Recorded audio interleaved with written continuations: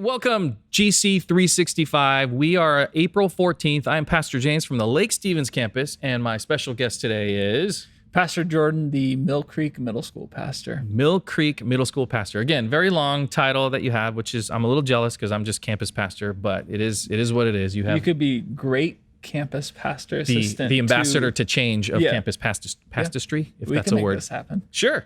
But I brought Jordan here because he's a youth pastor. I was a youth pastor before I was a campus pastor for a long, long time. Mm-hmm. And as I was reading through the scriptures, I felt like Joshua was a youth pastor. Yeah. You know what I'm saying? Like he was constantly dealing with the Israelites and with other nations, and they were like junior hires, right? Mm-hmm. They were just whiny and, oh, please don't make us do this. And, oh, these grapes are too big, you know? Yeah. And it's just, you just want to rip your hair out.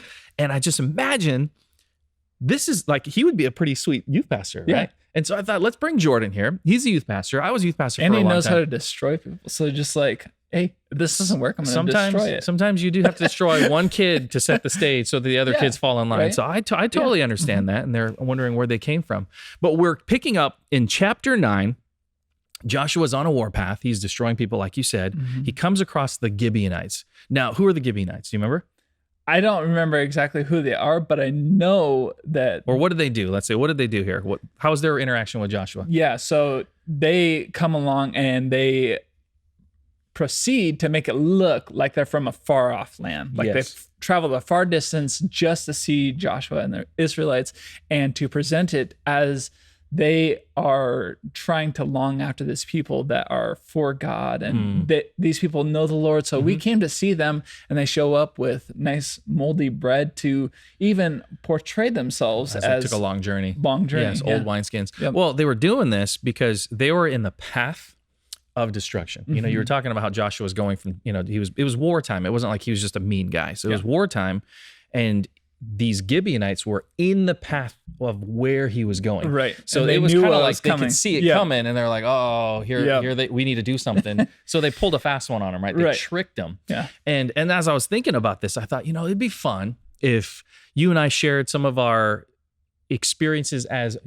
junior high pastors or high school pastors, where we might have done some things that is similar to either what the Gibeonites did or how Joshua reacted to them. Yeah. And so to kind of kick that off, what I mean by that is I used to play this game called Capture the Flag. And if you've never played Capture the Flag, it's a super, super fun game. And I have like 20 different variations of it. I mean, just crazy stuff.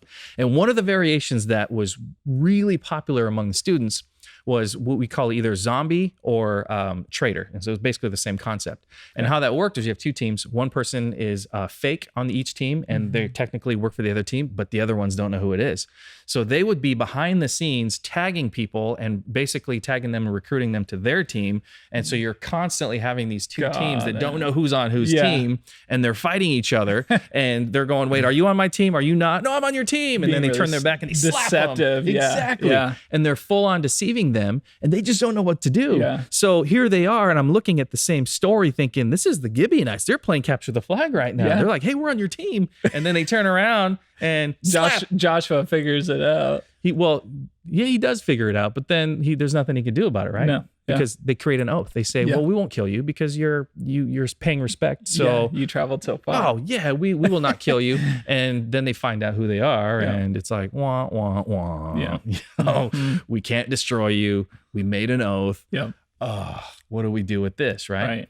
And did you have any other insight to add to that? Yeah. So then Joshua 10, I actually thought about how Joshua then goes and he starts destroying all these nations again, right? In Joshua 10. And it made me think of correlating with, youth group games. Dodgeball is a very infamous game amongst youth groups. Yes. And I don't know if you've ever seen the movie Dodgeball. Yes. But you can dodge a wrench, you can dodge a ball. Yes, exactly. Absolutely. Dip, dive, dodge. That's right. And I don't remember. If you dodge a car, you can dodge a dodgeball. But he starts destroying all these nations, and it's essentially like the Globo Gym team going out there and playing a bunch of middle schoolers and just destroying them one after another, and they don't even stand a chance because the Lord is on their side. And so I can see where the Gibeonites are coming from, where they're trying to think, they're just trying to survive. How do we stop this from happening to us? you are facing the inevitable. Yeah. Right. They're just trying to survive, essentially. Right. And I understand that and I get it. And what's crazy is in the next chapter, Joshua has a chance to get out of this oath. Right. Yeah. He has this chance because the Gibeonites are attacked by the Ammonites. And so Joshua could just be like, oh, sorry, guys. It's void. And they would all be disappeared and he wouldn't have to worry about the oath anymore. Mm-hmm. But he doesn't do that. He saves them. He rallies his army and rescues the Gibeonites, which I thought was kind of interesting. Mm-hmm. Some would say stupid, but I think it shows the honor of Joshua, right? It shows the honor of who he is, that even though he knows they pulled a fast one on him and they're deceiving people, it's not right for them to be wiped out from this earth. So he comes to their rescue, which I thought was really, really cool part of this. Yeah. And I just love how God works through these people in that way. Now, the second part of the reading, because I like to talk about the old and the new, is the New Testament and the story of Lazarus, not Lazarus, raising the dead Lazarus, but the poor man Lazarus, who was sitting outside as a homeless man, right? And there's a wealthy guy inside, and he and Lazarus both die at the same time.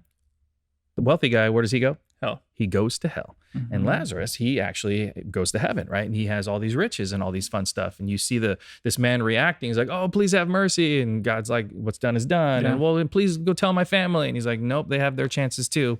What's done is done. Yeah. And I thought about that and I thought, man, there's some junior high correlations there too as well, right? Because we're the junior hires now, and here's God looking at us like, for reals right now? You're going to put that much Axe body spray on yourself? Are you for reals right now? That's the worst. And he just kind of like rubs his head, right? And he shakes his head like, you guys, how many times do I have to show you this? How many times do I have to tell you this? How many times do I have to give you this instruction? And Jesus says that over and over. Yeah. How many times? How many times? How many times? Yeah. And it reminds me of junior high again, right? Yeah. Was there anything that you can correlate with junior high for you on that one? On that specific story, or just Luke 17 in general? Well, just whatever you found in there. Yeah. So Luke 17, it also talks about, which is the next chapter, I believe. He talks about the temptation aspect. And he talks about how not to be the one to cause temptation to someone. It actually makes me think of the specifically kids, actually. He actually talks about kids too. And it made me think of the game Let's Make a Deal.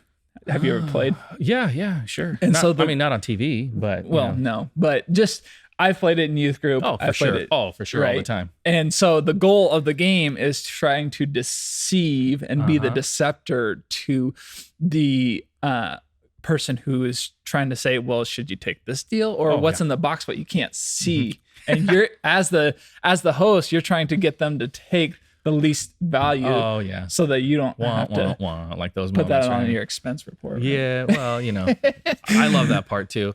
And what I love too is as I was kind of going through this and you're talking about, temptations and we're talking about Lazarus and how God and Jesus is giving us time after time and chance after chance. Yeah. We have a responsibility. You and I have a responsibility. One, we're pastors, obviously. Yeah. So we have a responsibility to you specifically right now, middle schoolers, but also their families as well too. Yeah. Not just their kids, but their parents and their siblings and the people that are in your immediate influence. Mm-hmm. And of course, me as a campus pastor, working with all the families that are part of our campus, we have this responsibility that Jesus is really trying to focus us into and pinpoint us into, that it is not about just getting through and being comfortable and making this and that, like the rich man and Lazarus, right? It's not just about that.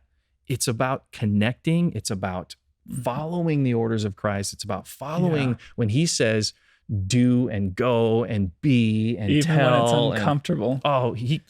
It's not even when, it should be uncomfortable, right? Yeah. I don't think Jesus ever said, hey, I'm going to send you out. And you know what? You guys are all going to have love sacks that you guys get to lay in every time. Yeah. You're going to be wrapped in bubble wrap and it's going to be super fun and comfortable. Yeah. He doesn't say that, right? No. He uses the imagery of the cross. Yeah. He uses imagery of you will face what I face. He says you will be rejected, spit on. He says that people will persecute you. That doesn't sound like fun to me. No. And if, with forging the sword, the Easter series that we just went through, right? That it's all about molding, and those nicks, those crannies, those pieces of metal just continually being formed together.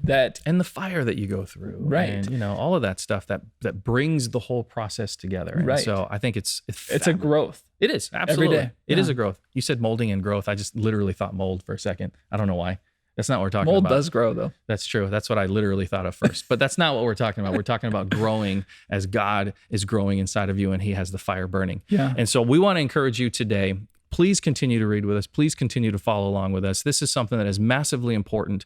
Connecting with God daily is massively important to you. That's part of that growing process. It's part of that molding. It's part of that fire.